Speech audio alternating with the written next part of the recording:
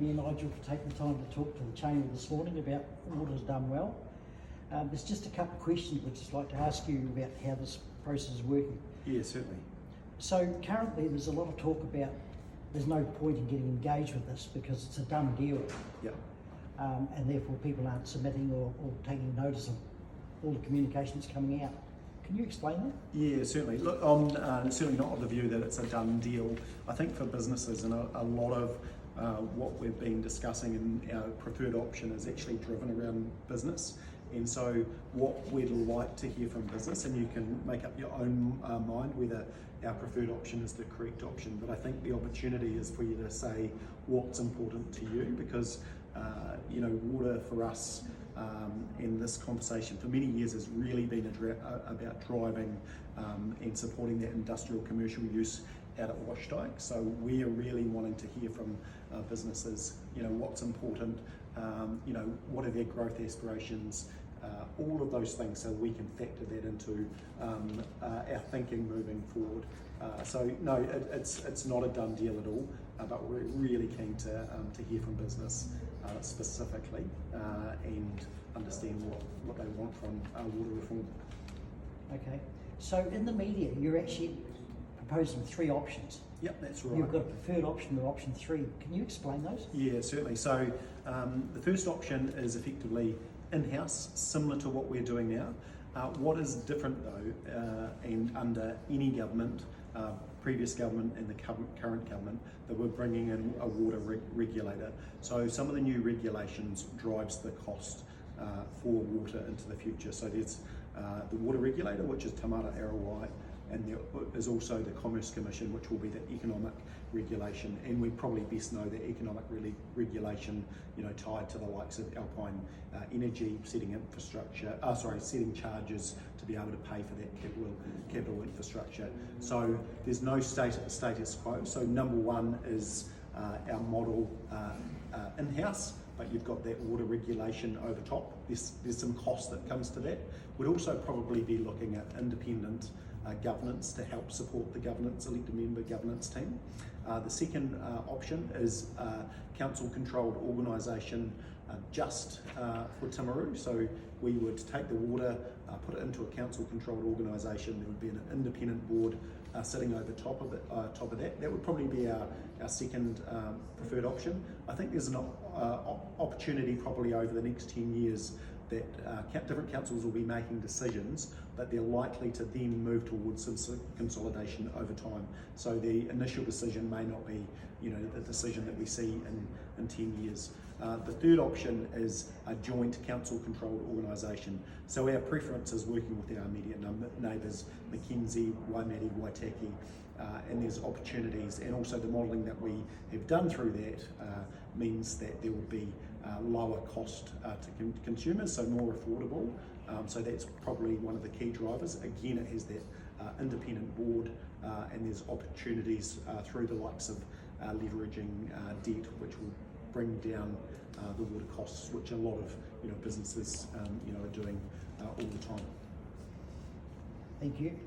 So considering business, is this going to help the reliability of water and the quality of water for our businesses in Washdyke and in Timaru? Yeah, so a large focus of this council actually over the last few years has been around water infrastructure. The headlines are always on the theatre, but behind the scenes we've actually been doing some work, and so we've been investing in upgrades like the Pararura pipeline, those that travel to work out to Washdyke down Callans Hill. Note that a couple of years ago we put in a second pipeline, so the way I look at that is it's another pipeline from Claremont. It means we've got more resiliency. If there's a major earthquake, we don't just have a pipeline going over the bridge, we've got 2, we've got 1 coming around the other way as well. So that's focused on investment into industrial, commercial again. So a lot of what we've been doing has been focused on that. So it's more around resiliency. You won't necessarily see it, and when you turn on the tap, it's not going to be a different colour. It's still going to be the same quality water. And the other project that we're doing currently, and will continue on, where it's our entity or the preferred model, is large upgrades at Claremont, and that's around being able to take more turbid water and there again it's been driven by standards, but I think that's good because it means that that water is going to be reliable for ratepayers in general for years to come.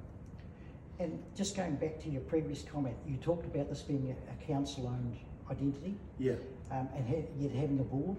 Yeah, that's right. So how much independence will that board have? Yeah, so again, through board appointments, and let's just use hypothetical, we have 3 councils, Waimate, Mackenzie and Timaru. We would jointly appoint those boards. That would be, relative to the skills matrix that's required.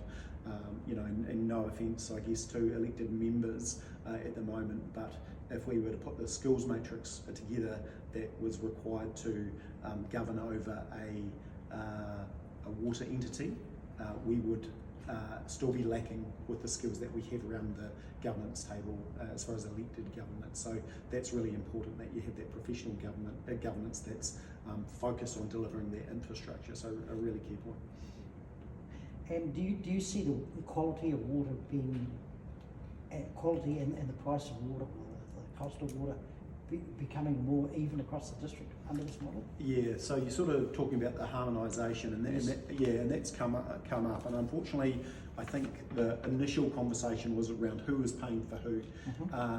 Where we've got differences in prices, we've got, say, Te Moana, we've got Downlands, so they're rural schemes, and they're slightly different in the fact that they're, per cubic metre, whereas, urban schemes in the townships, Timaru, Temuka, Point and Geraldine are slightly different. So that's a question for ratepayers or water users into the future, whether you want some of that stuff harmonised.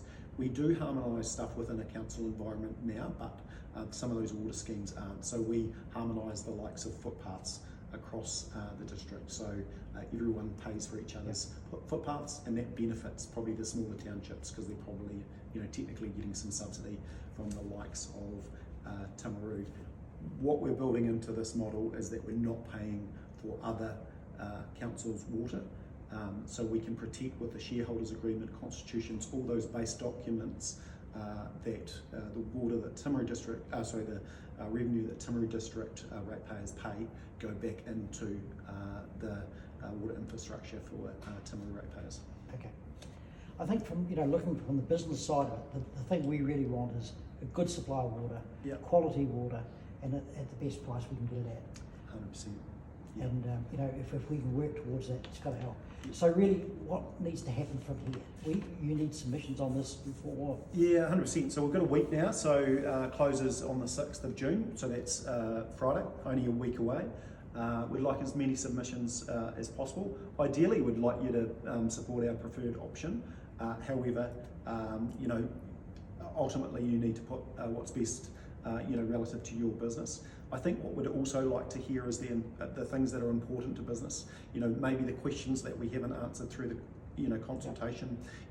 What does it mean? A question might be, what does it mean if we have another industrial user at Washite? Can we support that with our current network? What investment do we need? All those sorts of things. So I think that's what we're really trying to get out of this consultation.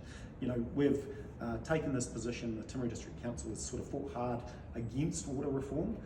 The model that is sitting there with the government is the model that we proposed under Communities for Local Democracy, and Timaru's position was always around that urban water. 50% of Timaru's urban water is used for industrial at Washite, all those large manufacturing businesses, etc. That was really, really important for us. We needed to guarantee that we could have investment back into our water network to support that growth, because it's so important, that growth in those industries. So it's so important for Timaru and our businesses, our people, and that was always our stand. And this is where we've done a lot of work to come to our preferred model, but we're really keen to hear what you say, because this really is, it's economics 101.